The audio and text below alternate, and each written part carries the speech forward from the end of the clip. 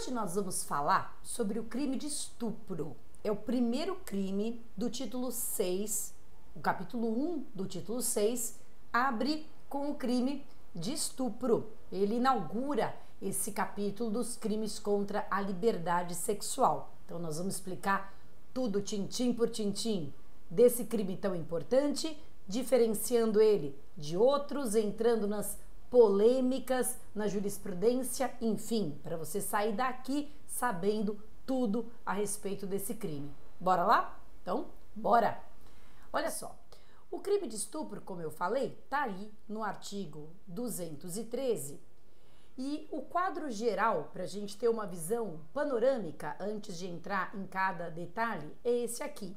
É um tipo penal exclusivamente doloso, não há modalidade culposa de estupro, verdade seja dita, seria difícil até de conceber, de imaginar uma forma de estupro culposo, mas bem, o fato é que não tem tipificação penal dessa modalidade e ele se apresenta em primeira mão de três formas. Uma forma simples, o estupro simples, que está aí no artigo 213 caput, cuja pena é de 6 a 10 anos, e duas formas qualificadas. Eu coloco as qualificadoras aqui embaixo da forma simples, até por uma questão de facilitar a organização mental na hora de aplicar esse crime na prática, porque na hora que o juiz eventualmente condenar alguém por estupro, do ponto de vista ali da organização da sentença, ele já tem que dizer se ele está condenando da forma simples ou da forma do tipo derivado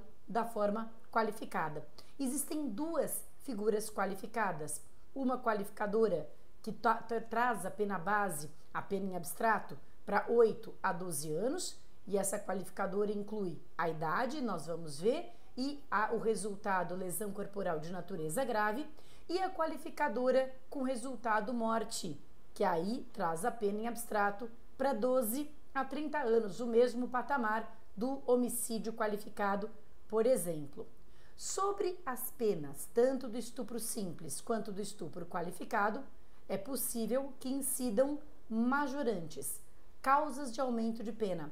E essas majorantes, aplicáveis ao crime de estupro, estão distribuídas nos artigos das disposições gerais ou finais, tanto no artigo 226 quanto no artigo 234-A. Uma coisa muito importante para se estudar no crime de estupro é o tipo de ação penal. E a ação penal pelo crime de estupro mudou radicalmente do início, lá da década de 40, quando a parte especial foi promulgada, até hoje, 2024. Lá no começo, a ação penal era privada. Aliás, é bom que se lembre que lá no começo, esse crime ou esse título 6 não tinha o nome de crimes contra a dignidade sexual, mas tinha o nome de crimes contra os costumes. Então já dá para ver que a visão do bem jurídico protegido aqui era ligada aos bons costumes, à honra sexual da mulher, ao fato dela depois poder casar ou não poder casar, enfim. E isso refletia, inclusive, na ação penal, que era privada. Era um caso, digamos assim, era uma questão privada e cabia exclusivamente à vítima dizer se queria ou não processar o agressor, né? Essa tônica, essa ótica privada se refletia também em outros institutos, por exemplo, na extinção da punibilidade desse tipo de crime pelo casamento, coisas que não existem mais. Mas enfim, a ação penal, então, lá no início era privada. Ela passa a ser, em 2009, pública condicionada à representação. E então, a vítima tinha que representar, autorizar o Ministério Público a ingressar com a ação, mas uma vez que ela fizesse isso, cabia ao Ministério Público promover a ação penal. E por fim, a última modificação, em 2018, a ação penal passou a ser pública incondicionada, ou seja, ainda que a vítima não queira, ainda que a vítima não deseje, uma vez que chegue à autoridade policial ou do Ministério Público a notícia desse fato, Eles são, o delegado é obrigado a instaurar o inquérito policial e o promotor é obrigado a oferecer a denúncia mesmo que a vítima não deseje. Um dia a gente bate um papo mais longo a respeito do que eu penso a respeito disso. Eu tenho um bocado de críticas a respeito dessa opção do legislador e acho que boa parte dessas críticas vem do fato de eu atuar, de eu militar na prática da advocacia criminal e sinto que obrigar a vítima a se expor num processo de crime sexual pode ser inevitavelmente, por mais cuidado que se tenha, por mais cautelas que se tomem, pode ser uma revitimização que eu acho pessoalmente muito inadequada, obrigar, porque ao contrário de crimes como roubo, enfim, como um crime de lavagem de dinheiro, o crime de estupro, ele, para ser demonstrado, para ser comprovado, ele necessariamente implica uma devassa na intimidade da vítima, não na intimidade da sua vida geral, mas enfim, na intimidade pelo menos naquele momento, implica a necessidade, de fato, de participação da vítima no processo, porque, enfim, ela muitas vezes é a única pessoa a ter presenciado os fatos, a saber dos fatos.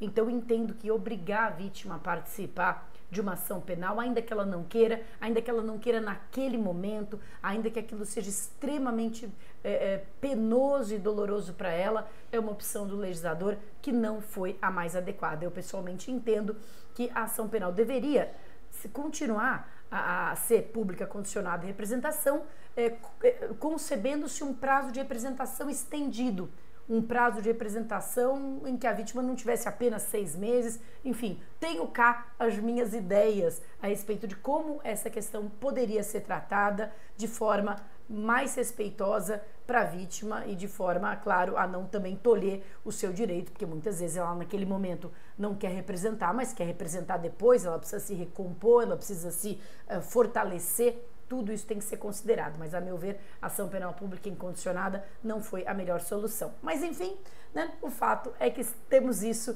é o que está valendo no Código Penal a partir de 2018. E aí é só interessante, recentemente eu fui procurada para dar um parecer em um caso, e era uma imputação de um estupro, mas ocorrida lá no começo dos anos 2000. E aí é bem interessante pensar que todas essas alterações da ação penal, elas são consideradas como norma de natureza penal, ou no mínimo híbrida, né, porque tem reflexo penal e processual, mas no mínimo híbrida, e portanto seguem a regra de aplicação da lei penal no tempo, ou seja, quando mais severas para o réu não retroagem. E esse é o caso aqui, né? Porque na medida em que você vai facilitando o acesso à ação penal, isso é uma norma que vai ficando mais severa para o réu e, portanto, não retroage. Então, todas essas mudanças valem a partir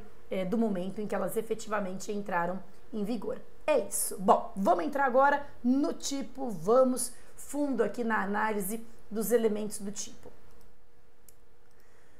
Eu vou começar falando justamente sobre o tipo penal, o tipo do artigo 213, e o tipo do artigo 213 é o seguinte: aqui embaixo está o texto da lei: constranger alguém mediante violência ou grave ameaça a ter conjunção carnal ou a praticar ou permitir que com ele se pratique outro ato libidinoso, pena de reclusão de 6 a 10 anos. Então, a partir dessa redação do artigo, a gente pode identificar 3 elementos essenciais que compõem esse tipo penal, além do dolo, né, que está aí implícito, o crime não tem modalidade culposa. Mas o primeiro elemento é o constrangimento. E o constrangimento aqui entendido no sentido de obrigar alguém a fazer o que não quer. Não é o constrangimento no sentido moral, da vergonha, de você se sentir ali constrangido, no sentido de vexado, de intimidado. Não. Constrangimento é obrigar alguém a fazer o que não quer. É nesse sentido que esse termo é usado aqui. E isso é interessante, isso muitas vezes vira pergunta de concurso, pergunta de prova, que é qual seria o efeito então do consentimento. Se prova que a pessoa ali que manteve aquela relação sexual consentiu, qual seria o efeito do consentimento? O consentimento no crime de estupro exclui a própria tipicidade. Por quê? Se o tipo penal ele exige o constrangimento, o consentimento do ofendido, que nesse caso sequer pode ser considerado ofendido, exclui a própria tipicidade. Ok? Perfeito. Violência ou grave ameaça. Esse constrangimento, ele tem que ser feito, essa forçação de barra, por assim dizer, tem que ser feita mediante violência ou grave ameaça. A violência é a força física imposta sobre o corpo da vítima, então amarrá-la, dar um soco, dar um chute, torcer o braço, tudo isso é violência, ou grave ameaça, que é a promessa de um mal grave, né? Pode ser feito com uma arma de fogo, com uma arma branca, sem arma nenhuma. Eu me lembro também que já fui consultada num caso em que a grave ameaça consistia na ameaça de revelar vídeos íntimos. Então, aquela pessoa ali, aquele agressor, havia filmado uma relação sexual anterior com essa vítima e havia dito para ela: se você não praticar outra relação, eu vou revelar esses vídeos íntimos. E aí, então, cabe ao juiz compreender se isso é uma grave ameaça. Claro que tudo depende muito do contexto do caso concreto, mas a priori eu entendo que sim, essa situação poderia sim ser enquadrada na classificação de uma grave ameaça. Então é preciso do constrangimento e da violência ou grave ameaça. Note que essa violência ou grave ameaça tem que ser a violência ou grave ameaça usadas para realizar a relação sexual. Não é a violência da própria relação feita sem o consentimento. É a violência usada para realizar a relação, o ato sexual, o ato libidinoso. Me lembro que eu vi um caso aqui em São Paulo que deu inclusive origem, impulso para uma mudança legislativa importante, que foi o caso do rapaz que ejaculou dentro do transporte público, ele se masturbou e ejaculou em cima ali de uma moça. E aí houve uma certa controvérsia se isso era estupro ou não. Acabou não sendo considerado estupro, a meu ver, com razão, porque se entendeu que não havia, embora ele tivesse praticado um ato libidinoso em relação àquela moça sem o consentimento dela, até porque ela estava ali distraída, não era estupro, porque não houve violência nem grave ameaça. E me lembro que quando eu disse isso, muitas pessoas, e quando o próprio juiz colocou isso na sentença, houve aí uma certa polêmica. Mas isso não é violento, isso é nojento. Bom, pode ser nojento, mas violência é outra coisa. Violência é a força física aplicada sobre o corpo da vítima que permite o ato sexual. É claro que, do ponto de vista amplo, qualquer ato sexual praticado sem a minha concordância, eu vou compreender aquilo como uma violência, eu vou sentir aquilo como uma violência. Perfeito, é uma violência sexual, mas não é a violência que é exigida pelo estupro, porque a violência que é exigida pelo estupro é um meio para outra coisa, para a prática do ato sexual em si, que claro, também ele pode ser e será certamente violento, mas é preciso da violência para se alcançar a prática do ato sexual. E por fim, conjunção carnal ou outro ato libidinoso. E aqui nós temos algumas polêmicas bastante interessantes. Conjunção carnal é a cópula vagínica, introdução total ou parcial do pênis na vagina. Lá antes de toda a mudança dos crimes contra a dignidade sexual, o estupro só incluía a conjunção carnal. Qualquer outro ato libidinoso era tipificado como atentado violento ao pudor. Então, conjunção carnal era estupro e qualquer outro ato libidinoso era tipificado como atentado violento ao pudor, que na prática não fazia tanta diferença porque a pena era a mesma, mas havia essa separação. Houve então em 2009 a reunião do estupro e do atentado violento ao pudor.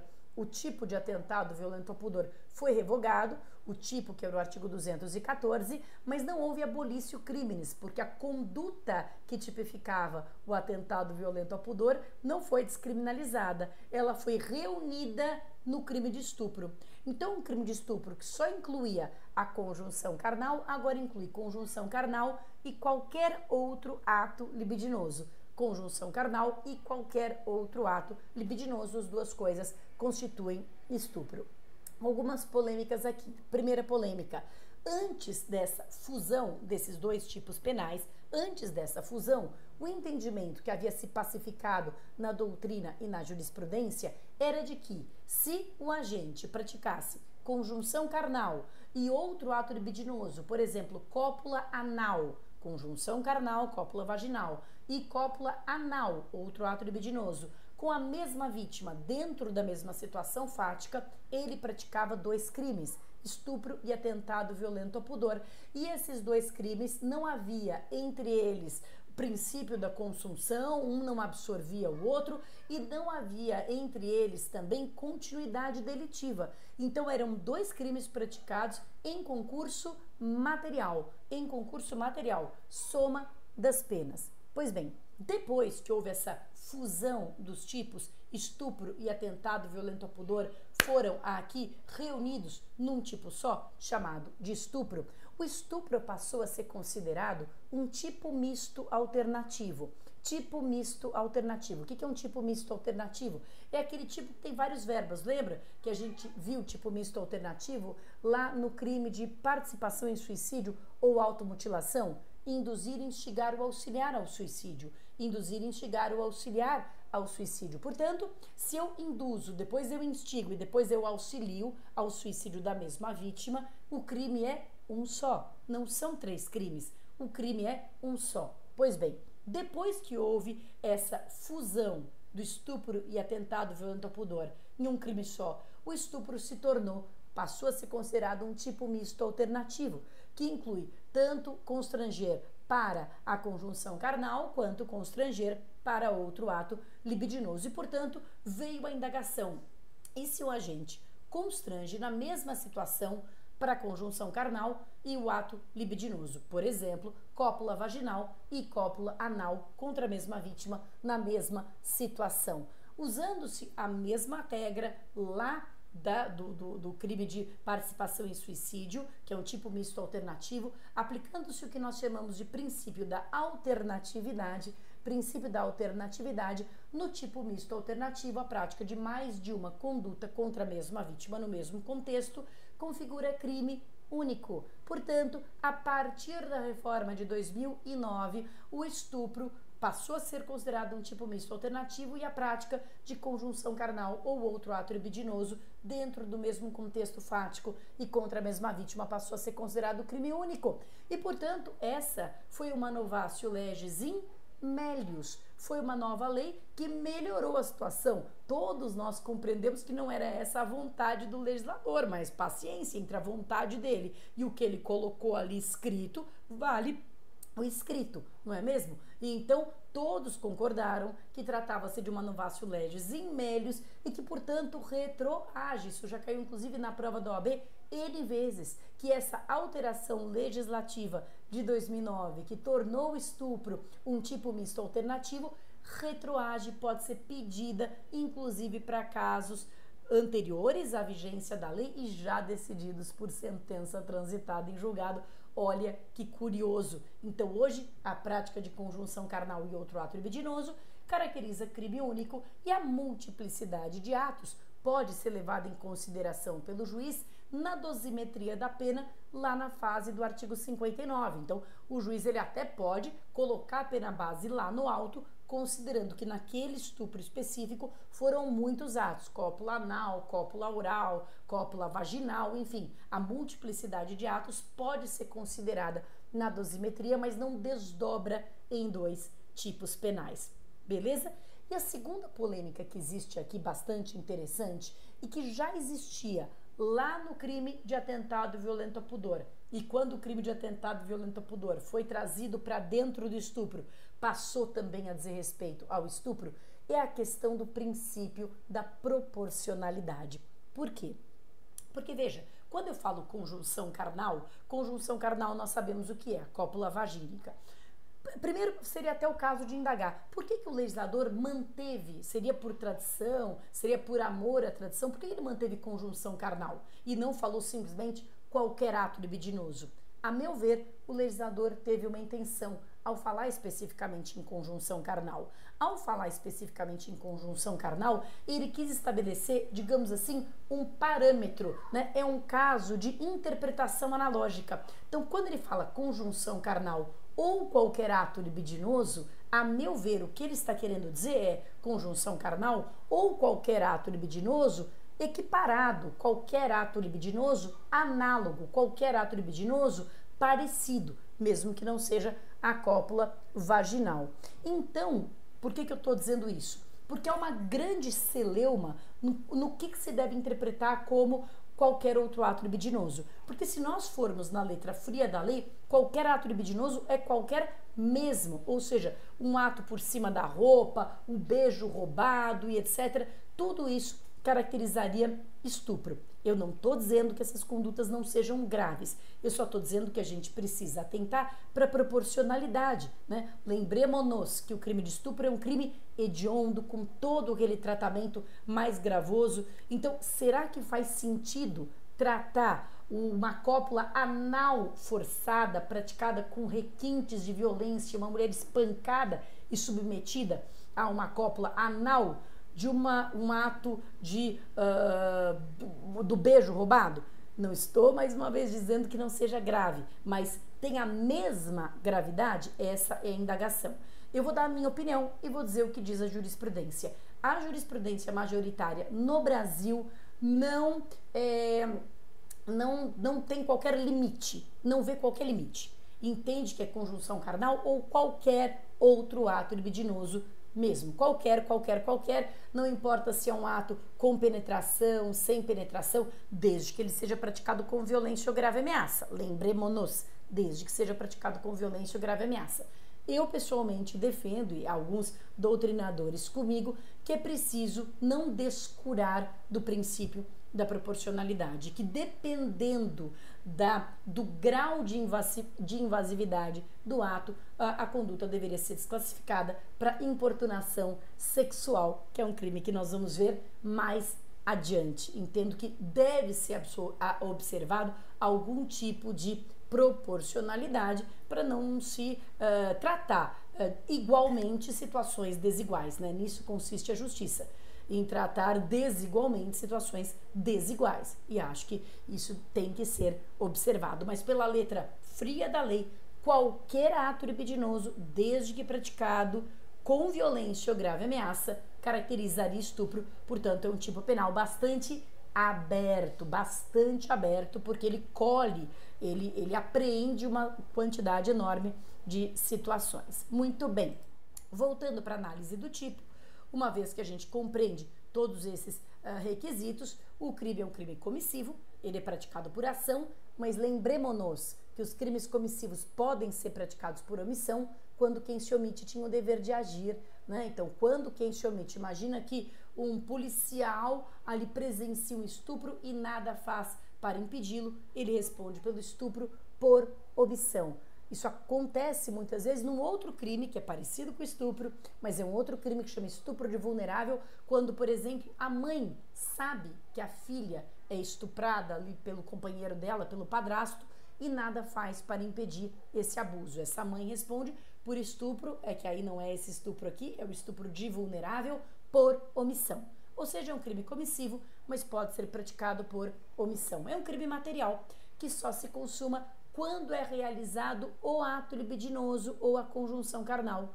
Então, se o agente impõe violência ou grave ameaça, emprega violência ou grave ameaça, mas não consegue, né, interrompido pela polícia, por terceiro, a vítima sai correndo, ele não consegue praticar nenhum ato libidinoso, haverá tentativa de estupro. Voltando um pouquinho àquela discussão, aqueles doutrinadores que, assim como eu, acreditam que deve-se observar a proporcionalidade, se o ato for um ato superficial, ele não deveria ser tratado da mesma forma que uma cópula vaginal, uma cópula anal, uma cópula oral.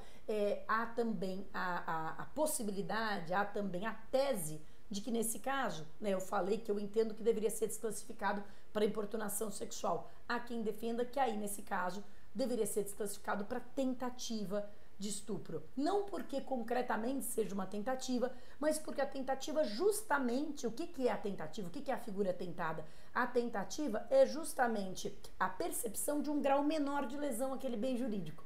É um grau menor de lesão àquele bem jurídico. Pois bem, é um crime comum que pode ser praticado por qualquer pessoa e contra qualquer pessoa. Qualquer pessoa pode ser sujeito ativo, qualquer pessoa pode ser sujeito passivo, embora na prática ele seja enquadrado como um crime de gênero em sentido amplo, porque na prática ele é muito mais praticado contra mulheres, né? As mulheres são muito mais expostas, muito mais vulneráveis ao crime de estupro do que os homens, né? Quando os homens são vítimas de estupro na vida real, são meninos, né? Via de regra são crianças, ou seja, o crime de estupro de vulnerável, né? Homens adultos, muito raramente, são vítimas de estupro, embora, claro, possa acontecer. E como sujeito ativo, a mesma coisa, né? O sujeito ativo, via de regra, é um homem. Não estou aqui expressando nenhum tipo de preconceito, eu só estou dando um dado de realidade, né? Nas estatísticas, os homens são 99% dos autores dos crimes de estupro. Pois bem, vamos prosseguir aqui com o nosso estudo do tipo e a gente vai aqui voltar aqui, muito bem, para falar das qualificadoras. Aqui a gente vai falar rapidamente das qualificadoras. Há, como eu disse, 2 parágrafos de qualificadoras e eles são os seguintes, né? Se da conduta resulta lesão corporal de natureza grave ou a vítima é menor de 18 e maior de 14, pena de 8 a 12 e se resulta a morte. Então, as qualificadoras aqui são da idade, menor de 18 e maior de 14. E por que maior de 14? Maior de 14 porque se a vítima for menor de 14, aí é estupro de vulnerável. É por isso que tem essa limitação aqui de maior de 14, porque se for menor de 14 é estupro de vulnerável, ou se o resultado for lesão grave ou morte. Há 2 polêmicas aqui. A primeira polêmica é meio besta, né? Aquela discussão assim bem penalista mesmo. Os outros, advogado trabalhista, civilista, não nos entende, né? Por que a gente fica pegando, por que a gente fica sendo crica com cada palavrinha? Porque princípio da legalidade, gente, é isso aí, isso é a nossa vida. Princípio da legalidade. Então, a primeira polêmica é a polêmica do crime no dia do 14º aniversário.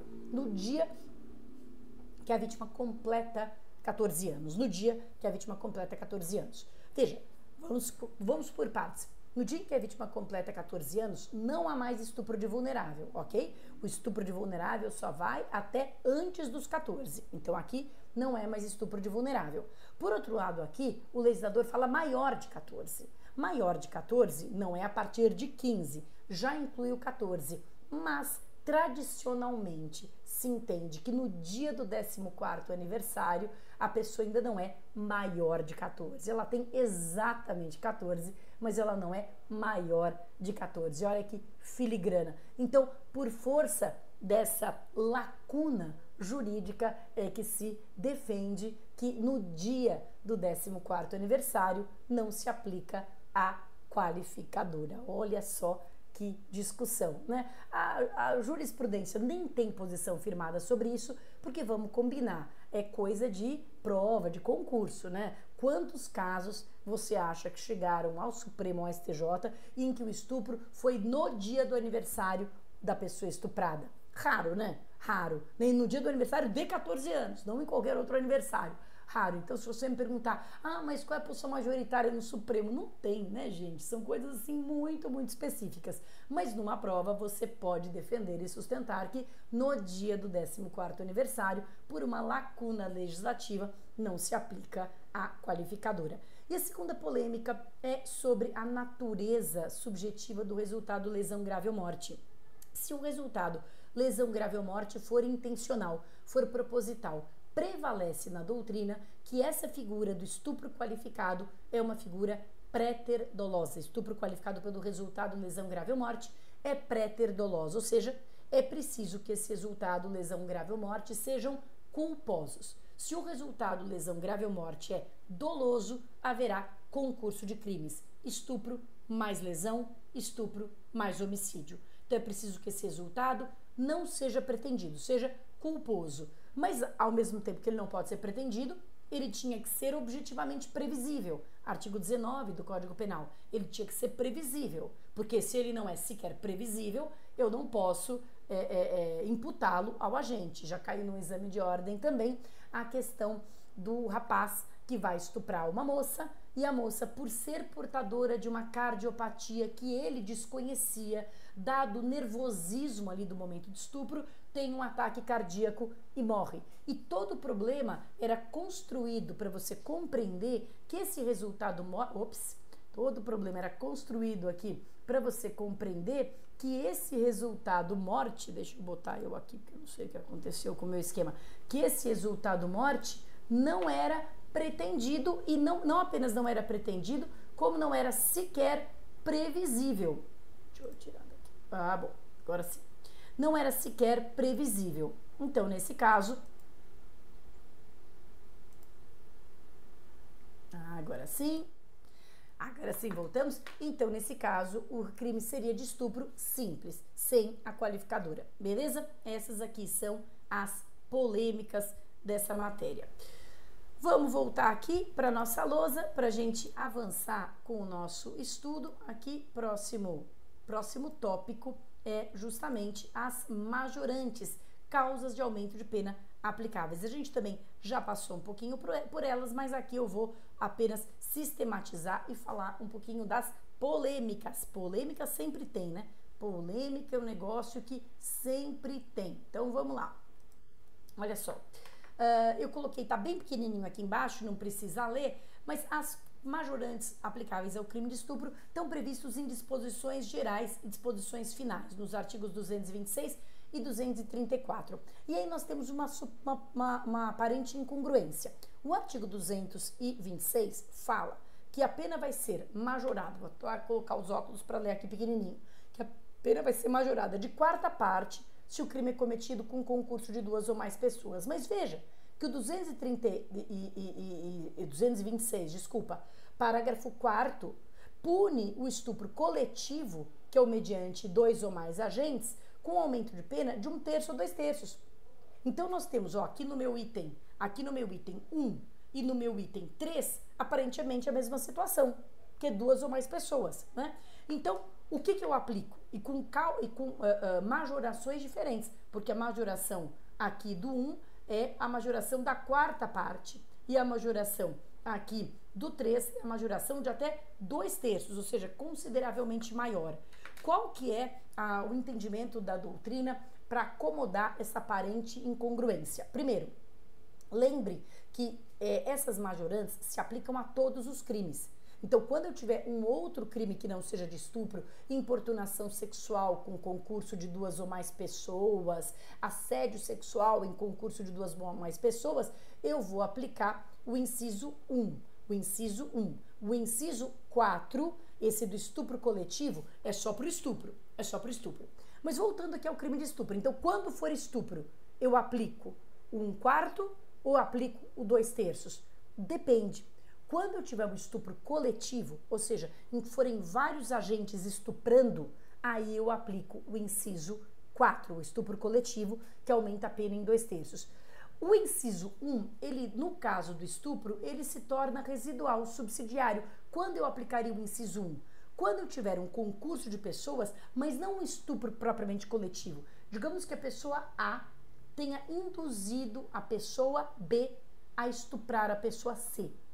E a pessoa B vai sozinha, ela foi induzida, mas ela vai sozinha. Nesse caso, não se considera que é um estupro coletivo, mas há concurso de pessoas, mas o estupro em si não foi coletivo.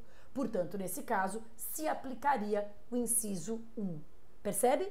Então, no caso do estupro, quando houver um estupro coletivo, nós vamos aplicar, né, um estupro realmente praticado por 2 ou mais pessoas, nós vamos aplicar ali o inciso 4. Caso contrário, havendo um concurso de pessoas, mas em que nem todas estão presentes no momento, eu vou aplicar o inciso 1. Então, primeiro inciso, né? Quarta parte, se o crime é cometido em concurso de 2 ou mais pessoas.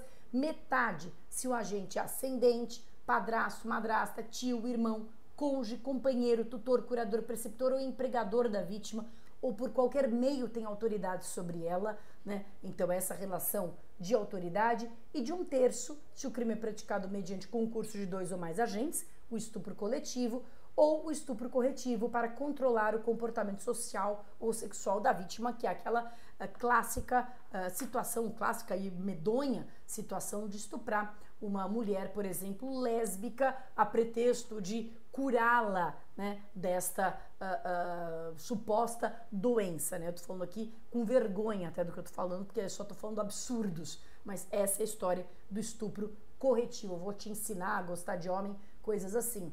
E o artigo 234A traz mais causas de aumento de pena se resulta gravidez, se há transmissão de doença sexualmente transmissível de que o agente sabe ou deveria saber ser portador, ou se a vítima é pessoa idosa ou pessoa com deficiência. Em todos esses casos, a pena do estupro também será majorada na proporção aí que a lei prevê. Muito bem, o crime de estupro a gente já viu, a ação penal é pública e incondicionada e o processo vai correr sempre em segredo de justiça. Vimos detalhar, ficou grande esse vídeo, hein? Mas é que, puxa vida, era muita coisa para ver. No próximo vídeo, a gente vai continuar o nosso estudo dos crimes contra a dignidade sexual, especificamente dos crimes contra a liberdade sexual, e aí, a partir daí, a gente vai começar a fazer análises comparativas. A cada vídeo novo que eu vou postando, eu vou voltar aqui no estupro e vou comparar com o crime de estupro para que a gente compreenda com muita clareza os limites, o desenho perfeito de cada um desses tipos penais. É isso, bons estudos e até a próxima!